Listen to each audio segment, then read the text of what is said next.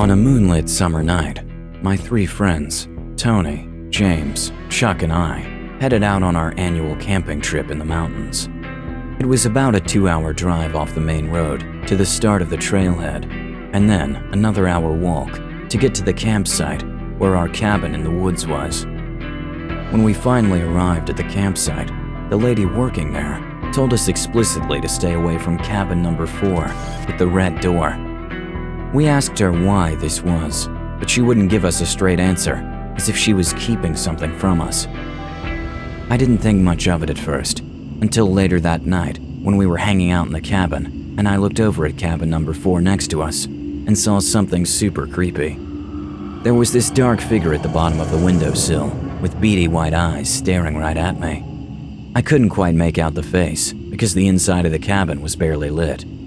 I told my friends about what happened, but they didn't believe me, which really irritated me because I knew what I had seen. Later that night, I took another look at cabin number 4, and all the lights were off, and I couldn't see anything, except a vague flickering light in the background. Now, I had to figure out what was going on, or else I would not be able to fall asleep. I told my friends I would be right back, but didn't tell them where I was going.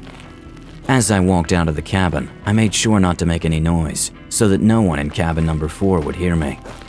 I quietly made my way over to the window where I saw those white beady eyes earlier in the night.